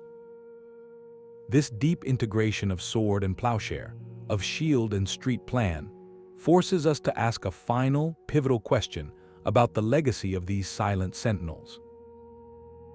What do their empty courtyards and overgrown ramparts ultimately tell us about the nature of human ambition itself? A wall of earth is a conversation with the weather. Every monsoon downpour, every drying wind, threatened to soften its slopes and reclaim its substance. This created the seventh principle, a quiet, relentless rhythm that may have defined civic life for centuries, the communal ritual of maintenance. Those colossal ramparts were never finished. Their survival depended on a perpetual, seasonal cycle of care, a shared duty that likely became woven into the very calendar and identity of the city. After the spring floods or before the winter rains, the call would go out. Families would gather with baskets and tamping tools, not to build anew, but to mend what time had worn. They would mix new clay and straw to replaster sun-cracked surfaces, haul fresh soil to reinforce eroded sections, and clear the defensive ditches of silt and debris. This was not the glory of initial construction, but the humble, essential work of preservation. In this ongoing labor, the wall transformed from a static monument into a living entity, a shared body that required constant attention to remain strong. The act of repair could have been deeply ritualized. Ceremonies might have marked the start of the maintenance season, with offerings made to the earth spirits or to ancestors credited with the wall's first raising. Leaders might symbolically apply the first layer of new plaster, turning a practical chore into a civic sacrament. This cyclical renewal served a purpose far beyond the physical. Just as the initial, monumental construction may have forged the society's unity, its annual upkeep reinforced that bond. It was a tangible, hands-on reminder of every citizen's stake in the collective safety. To care for the wall was to care for the city itself, to literally touch the embodiment of communal security. It reaffirmed each person's role in the body politic, connecting the farmer, the potter, and the trader directly to the city's physical heart through shared, muddy effort. The wall, therefore, was never truly complete. It existed in a state of becoming, its permanence guaranteed not by a single heroic effort, but by the quiet, repeated commitment of generations. This ritual of maintenance whispers of a society that understood its greatest strength was not in the earth they piled high, but in the enduring agreement to keep it standing, season after season, year after year. The choice of a city's armor was never just about strength. It was a declaration of priorities, a physical ledger of what a society could afford in labor, time, and imagination. When we place the earthen ramparts of the first megacities beside the stone citadels of later eras, like those of Mycenaean Greece, we see two distinct philosophies of security etched into the landscape. One is a testament to collective mobilization, the other to concentrated expertise. The humble, packed earth wall was the ultimate tool of the emerging state. Its genius lay in its democratic simplicity. Almost anyone could dig, carry, and tamp. It did not require a guild of master stonemasons or the complex logistics of quarrying distant rock. A leader could marshal a vast, seasonal workforce from the farming population, turning raw human effort directly into monumental defense with breathtaking speed. This was security built on the principle of inclusion, transforming every able-bodied citizen into a living brick in the city's shield. The material itself offered unique advantages. A thick berm of compacted soil possessed a surprising resilience. It could absorb the impact of thrown stones or battering rams in a way that rigid stone could not, often denting rather than shattering. It was flexible, forgiving, and could be repaired or expanded with relative ease as the city grew. Yet this pragmatism came with a constant, whispering cost. An earthen wall was in a perpetual dialogue with the elements. Torrential rains could carve gullies down its slopes, and relentless wind could strip away its protective clay plaster. Its survival demanded that endless, seasonal ritual of communal maintenance, binding the society to a never-ending cycle of care. It was a living barrier, one that required the community's continuous breath to keep it standing. The stone citadel represents a different world entirely. To build a wall of fitted, cyclopean blocks, as at Mycenae, was to make a different kind of statement. It required a deep investment in specialized knowledge and long-term infrastructure. Quarries had to be opened, roads built for transport, and a class of highly skilled artisans sustained. This was not the work of a mobilized populace, but of a commanded, professionalized sector. The stone wall spoke of a kingdom with established hierarchies, control over specialized resources, and the luxury of time. Its permanence was the point. It was meant to defy not just armies but centuries. Where an earthen rampart might blend back into the hillside after a few generations of neglect, a stone wall declared its intention to dominate the landscape forever. Tactically, it presented a different challenge. Its sheer, vertical face was more intimidating and harder to scale, but a well-placed siege engine could potentially crack it. Its strength was absolute, but its failure could be catastrophic. The choice between earth and stone, therefore, maps a civilization's journey. The earthen megacity walls are the architecture of becoming, of a society pooling its most abundant resource, its people, to create something unprecedented. The stone citadel is the architecture of being, of a power secure enough in its authority and wealth to carve its defiance in the most enduring medium it knew. One is a shield woven from the community, the other a sword carved from the mountain. This evolution from soil to stone marks a pivotal transition in the story of human conflict, where the nature of threat and the expression of power began to harden into forms we would recognize for to come. The city's alignment with the cosmos may have been its most profound layer of defense. Emerging research reveals that the orientation of many fortified settlements was far from random, but a deliberate act of celestial engineering. Key gateways, prominent bastions, or the entire axis of a city's grid were often aligned with specific astronomical events, like the solstice sunrise or the rising of a significant star. This suggests the architects saw a direct link between the heavens above and the security of the community below. At the ancient metropolis of Cahokia in North America, a later but spiritually connected site, its great wooden palisade and the central mounds of its grand plaza aligned precisely with solar events. The sunrise on the equinox would have framed itself perfectly between certain structures, bathing the city in a calculated light. This integration of astronomy into the very blueprint of defense implies a monumental shift in purpose. The walls were no longer just physical barriers, they were instruments of cosmic harmony. They served as a giant calendar, marking the passage of seasons essential for planting and harvest, and as a temple, connecting the daily life of the city to the rhythms of the divine. In this worldview, a threat was not merely a human army. True danger was chaos, the disruption of the natural and celestial order that guaranteed fertility and stability. By aligning their massive earthworks with the heavens, the builders were performing a perpetual act of maintenance on a spiritual scale. They were anchoring their community within the predictable cycles of the cosmos, defending against entropy and disorder. The fortification thus became a covenant with the sky, a promise that as long as the sun rose at its appointed place along the rampart, the city stood within a protected, sacred order. This celestial strategy reveals a civilization that sought its ultimate security not in isolation from the universe, but in a profound, architectural alignment with it.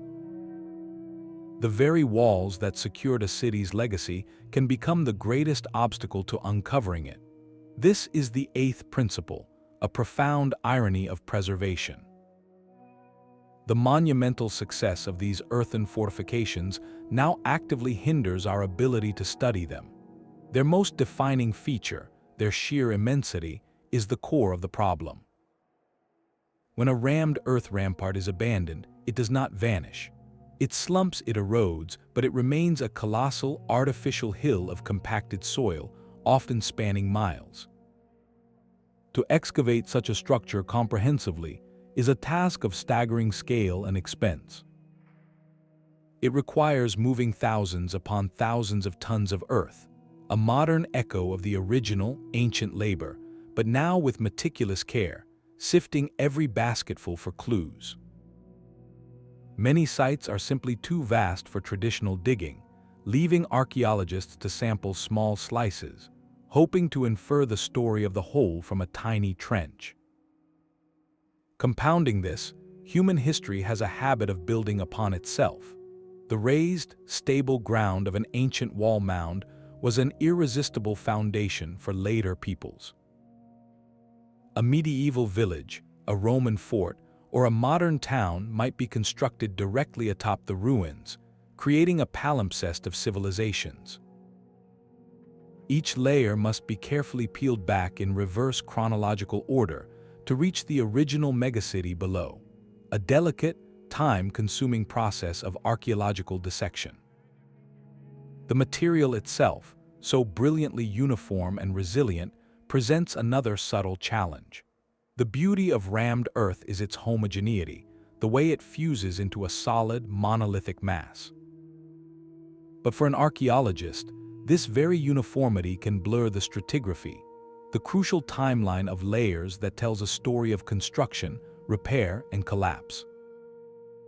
Distinguishing between the original build and a later repair patch, both made of nearly identical local soil, requires an expert eye and advanced scientific analysis. It is like trying to read separate chapters of a book when all the pages are made of the same, unmarked paper. Unraveling the full story of these walls, therefore, demands immense patience, sophisticated technology like ground-penetrating radar, and a philosophical willingness to undertake a task rivaling the original construction.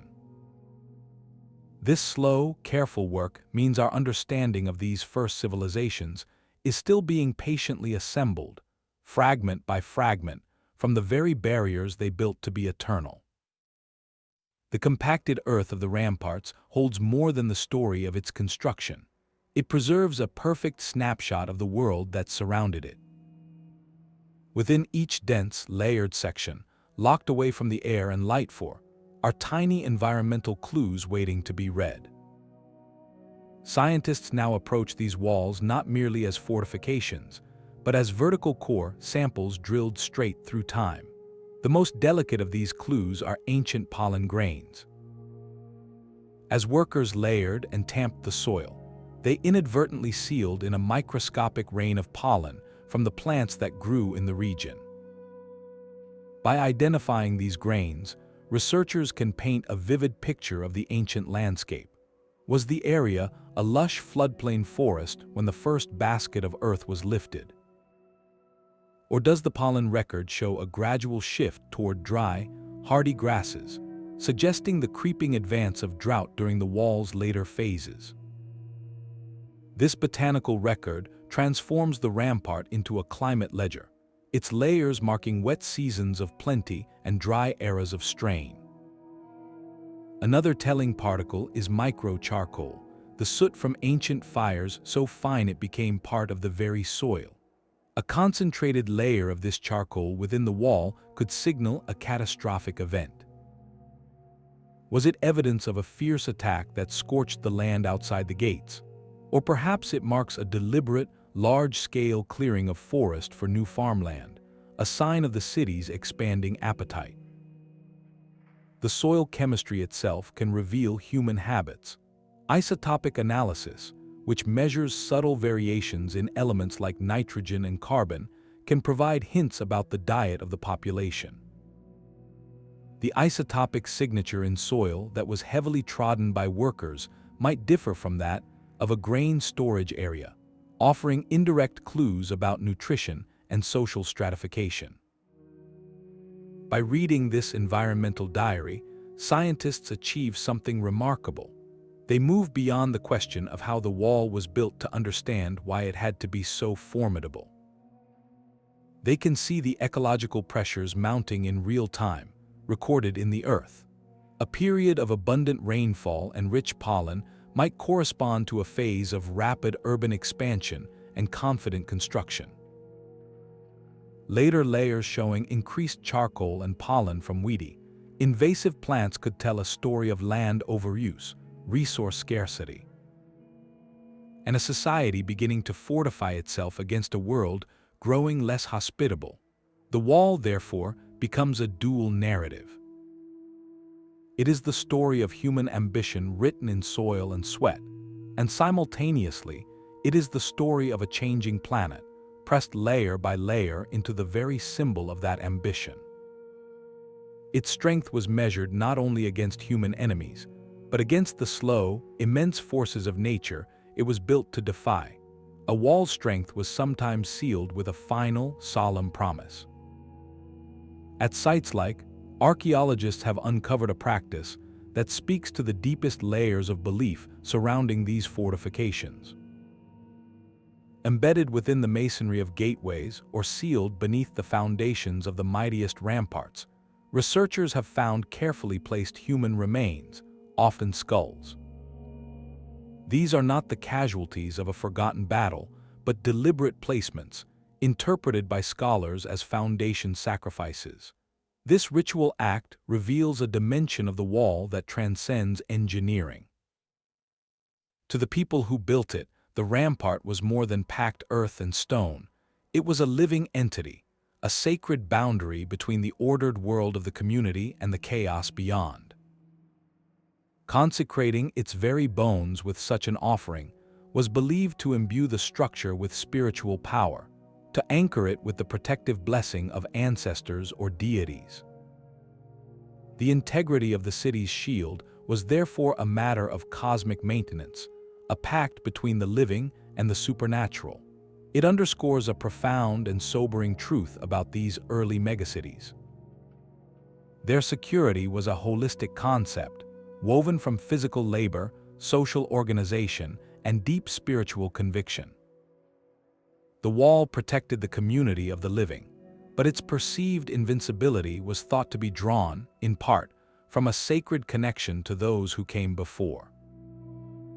This silent testimony, found in the earth, forces us to expand our understanding of what made a city feel truly safe. It was not just about height and thickness, but about ensuring the favor of unseen forces, about building a barrier that stood guard in both the material and the spiritual realms. They built their walls to be the final word in the story of their civilization. This was the ninth principle, the grand and ultimately fragile illusion of permanence. With each basket of earth tamped into place, these first city builders were not just constructing a barrier against enemies, They were attempting to carve a permanent mark upon the world, to create something that would stand immutable against the relentless flow of time itself. The ramparts were a declaration, written in soil and stone, that said, "We are here, and here we shall remain forever." They were humanity's earliest and most colossal bet against oblivion, a wager that human will, concentrated and organized, could forge a legacy as enduring as the hills. For centuries, it seemed they had won that bet. The walls did their job, the cities thrived within them, and generation after generation lived in the shadow of these artificial mountains, likely believing their world order was the natural, unchangeable state of things. The very scale of the engineering suggested a timeline measured in, not in lifetimes. A society that could command such effort must, they thought, command the future as well. Yet the landscape today tells a different, quieter story. We find the walls, yes, but we find them standing guard over emptiness. The lesson written in their silent, weathered slopes is one of profound humility. These megacities discovered, as all civilizations eventually do, that societies are not statues. They are not static monuments to be completed and then admired. They are dynamic living processes, more like rivers than mountains, constantly flowing, changing course, and sometimes drying up entirely. The culture that conceived the wall, the language spoken by the workers who built it, the specific beliefs that consecrated its gates, all of these could transform beyond recognition or vanish completely. Even while the physical structure they created endured, the wall of remained, but the kingdom that built it passed into legend. The citadel of stood, but the meaning of its streets was forgotten. This is the core of the illusion. A civilization can build a shell of astonishing permanence, but it cannot force the living, breathing society inside that shell to remain unchanged. External pressures like shifting climate or evolving trade routes could slowly drain the city's vitality. Internal innovations, new ideas, or social revolutions could make the old defensive logic obsolete. The people might simply migrate, carrying their culture with them to a new place, leaving the mighty ramparts as a discarded husk. The fortification, designed to protect a specific way of life, could not protect that way of life from its own evolution or from the simple, human choice to walk away. These earthen giants thus hold a dual meaning. They are triumphant monuments to human ambition, to our ability to collaborate on a scale that reshapes continents. Simultaneously, they are gentle reminders of our limits. They testify that no engineering, however brilliant, can freeze a culture in time or make it immune to the currents of history. The wall seeks to create a permanent present, but time only moves forward. These structures now stand as quiet tutors, teaching us that the true measure of a civilization may not be in the permanence of its walls, but in the adaptability of its spirit. In its ability to write new chapters even when the old, monumental ones have been etched so deeply into the earth. The timeless dialogue between earth and sky now contends with a new, relentless voice. The low rumble of modern machinery has become the greatest threat to these ancient ramparts. For thousands of years, the walls withstood storms and sieges, their compacted earth slowly softening back into the landscape. Today, that same earthen construction, which granted them such resilience, renders them acutely fragile in the face of contemporary pressures. A single afternoon with a bulldozer can erase a defensive line that took generations to build. Urban expansion spreads concrete foundations over forgotten citadels. Deep agricultural plowing slices through the subtle, subsurface footprints of entire cities, turning stratified history into scattered fragments. And the illegal looting of artifacts for the illicit antiquities market tears holes in the archaeological record, stealing context and leaving behind only riddles. These are not malicious acts, but often the unintended consequences of progress and need. A farmer sees a convenient, elevated ridge, not knowing it is the spine of a forgotten kingdom. A town expands its borders onto what appears to be empty land, unaware it is building upon a buried metropolis. The very invisibility of these sites, their successful camouflage as natural features, has become their greatest vulnerability in a modern world that maps and divides the land with different priorities. Conservation has thus become a multifaceted race against time, employing tools as sophisticated as the original construction was laborious. The first step is often digital preservation. Teams using LiDAR and high-resolution photogrammetry create immortal, three-dimensional digital twins of the sites. These virtual models capture every contour and erosion pattern, ensuring that even if a wall is lost, its precise blueprint survives for future study. This digital record is more than a backup. It is a new kind of archaeological tool, allowing researchers to virtually excavate, measure, and analyze the site without ever touching the fragile soil. Alongside this technological shield, there is the crucial work of legal protection. Designating areas as UNESCO World Heritage Sites or national monuments establishes a framework to manage development and restrict harmful activity. Yet, a law on paper is only as strong as the understanding on the ground.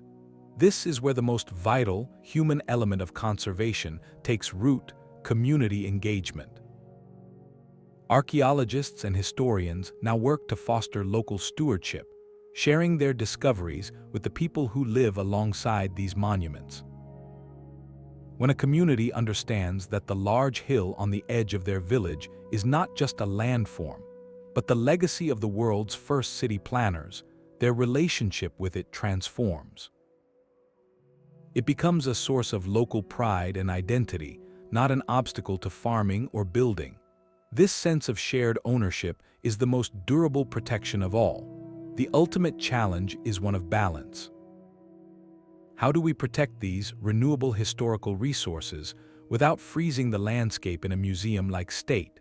The goal cannot be to halt all life around these sites. People still need to live, farm, and grow. The solution lies in sustainable coexistence, in smart planning that routes new roads around archaeologically sensitive zones, and in developing agricultural practices that are less destructive to subsurface features. It requires a conversation between the past and the present, recognizing that these ancient walls are not dead relics, but active participants in the cultural and ecological landscape. They are historical archives, yes, but they are also habitats, landmarks, and sacred spaces. Preserving them is not an act of nostalgia, it is an investment in understanding. These earthen fortifications are foundational chapters in the story of human urbanization, the very first experiments in how we live together in dense communities, how we manage conflict, and how we imprint our vision of order upon the world. To lose them is to erase the opening lines of our own collective story. Their silent slopes hold questions we are only beginning to ask, and in their preservation, we keep a promise to future generations that they, too, may walk beside these giants and listen to the lessons still whispered in the soil. The word forgotten holds a different weight depending on who is speaking. From the vantage point of Western archaeology, rediscovered in the 18th and 19th centuries, these colossal earthworks were lost cities, their stories erased by time, waiting to be decoded by science. But this perspective often overlooked a quieter, more continuous thread of memory woven into the very landscapes where these ruins slept. For many local and indigenous communities living alongside these mounds and ridges, the sites were never truly lost. They were known, they had names. They were woven into the fabric of local lore, even if their original purpose as defensive megacities had faded into the realm of myth. A massive, overgrown earthen rampart might be known as the Ridge of the Old King or the Sleeping Giant, a place where children were told not to play after dark. These were not precise historical records, but they were powerful cultural memories, a persistent echo that the land itself was shaped by a profound, ancient presence. This distinction is crucial. The academic world forgot, but cultural memory often remembered in a different language. Modern archaeology is undergoing a profound and necessary shift, moving from a model of extraction to one of collaboration. Researchers are increasingly partnering with descendant communities, those whose ancestors may have built or later lived near these sites. This partnership is transforming the questions we ask and the stories we can tell. An archaeologist might see a peculiar alignment of stones within a gateway and document it as a structural feature. A community elder, drawing on oral histories passed down for generations, might recognize it as a ceremonial threshold, a place where specific rituals were performed to bless those entering or leaving. That single insight can reframe an entire excavation, turning a military checkpoint into a spiritually charged space where defense and devotion were intertwined. Traditional knowledge about local materials, plants, and hydrological patterns can explain why a wall was built in a specific location or how it was maintained.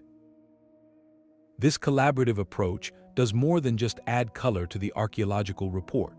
It restores context and meaning that science alone cannot access.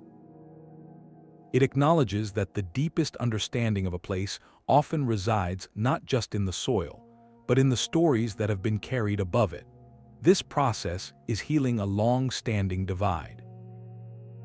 For too long, indigenous knowledge was dismissed as legend, while archaeological interpretation was presented as objective fact. Now, we are beginning to see they are complementary narratives, two different ways of knowing the same truth. The scientific method provides the when and the how, the precise dates and construction techniques.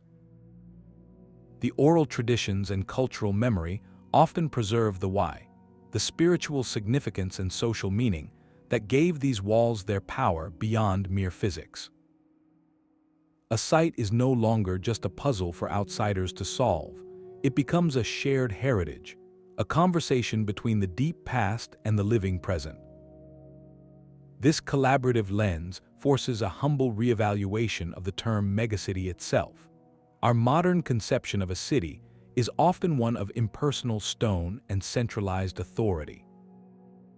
But the insights from descendant communities remind us that these places were also homes, ceremonial centers, and living landscapes. The wall was not just a barrier, it was a being, perhaps an ancestor itself, requiring respect and ritual care.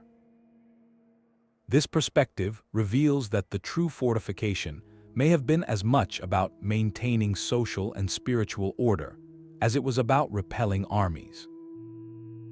When we listen to these whispers of cultural memory, the silent earthworks begin to speak in a richer, more human voice.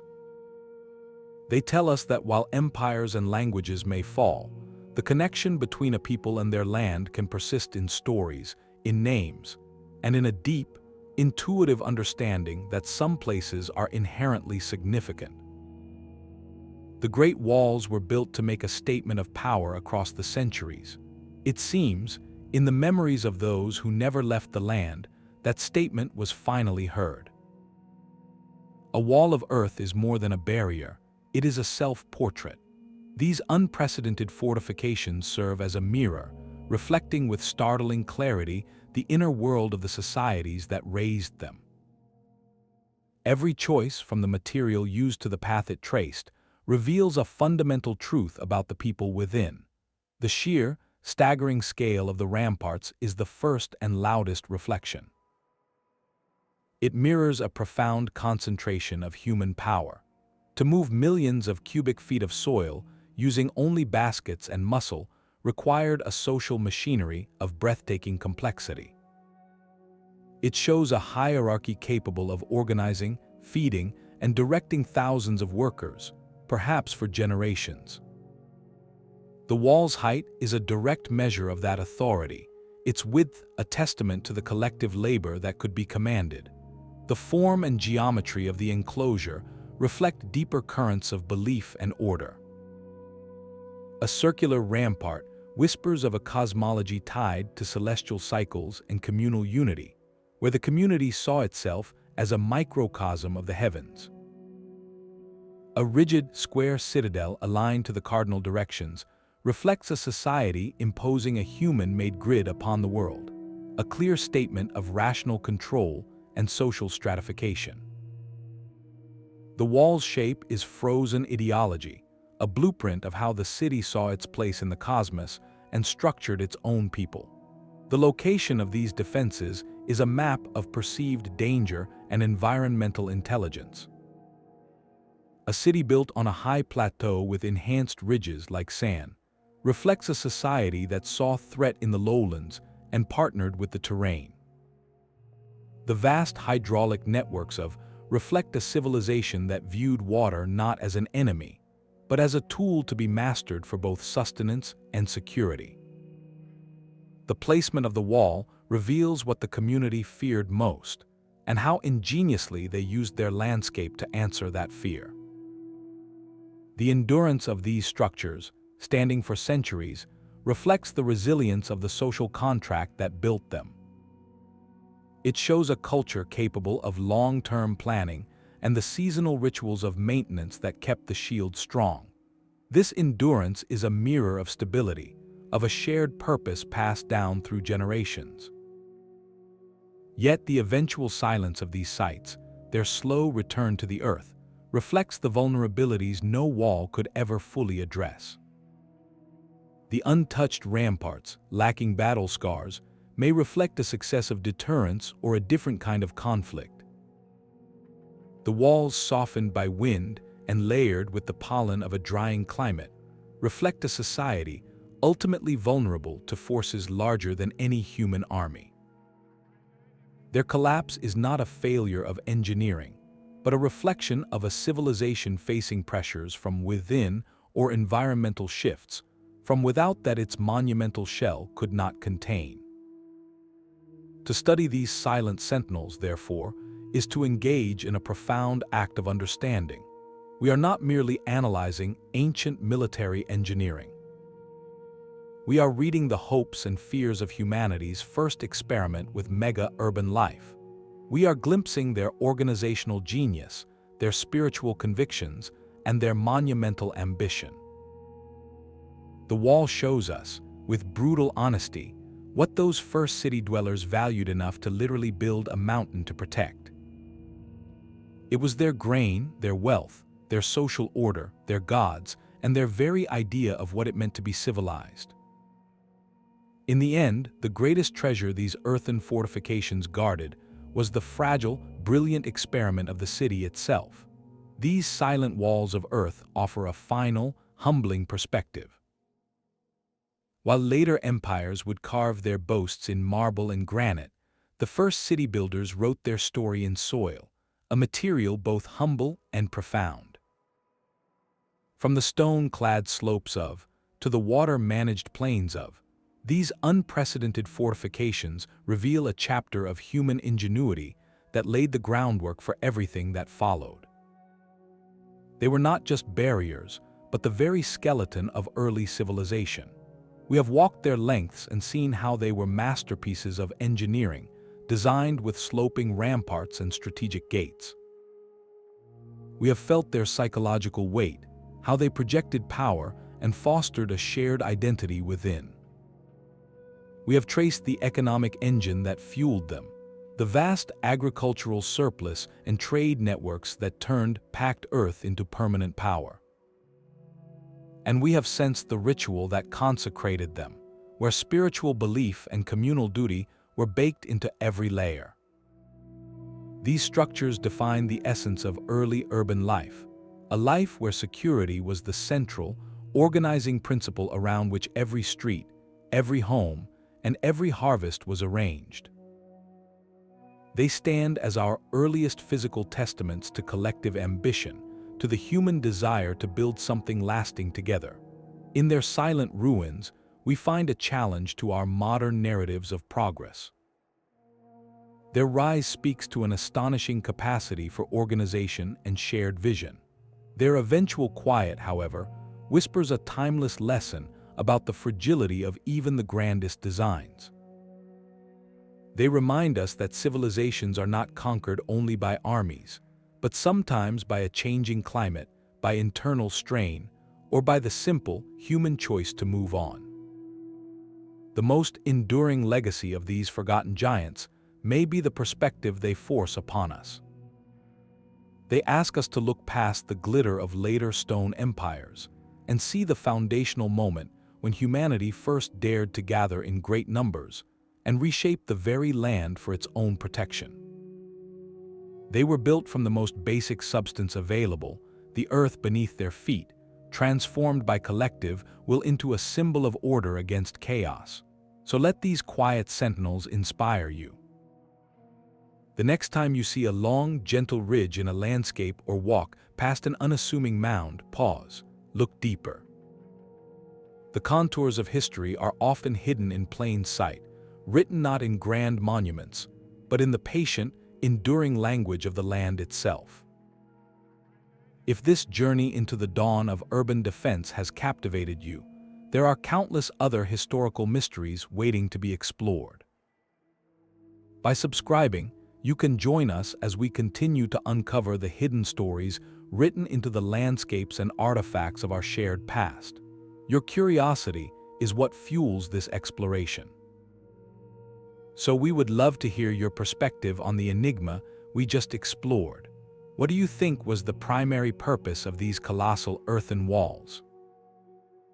Was it purely military defense, a towering symbol of power and unity, or perhaps something more profound, like a spiritual covenant with the land itself? The debate is a fascinating one, and your theories in the comments below are a vital part of the conversation. Every new viewpoint helps us see these ancient structures in a different light. As you go about your days, carry this thought with you. The next time your eye catches an unassuming mound in a field, or you trace the line of a strange, long ridge that seems out of place, pause for just a moment. Look closer. You might be standing before the last, weathered remnant of a forgotten megacity's grandest dream, a story of ambition and community written not in any language we can read, but in the patient, enduring script of soil and stone.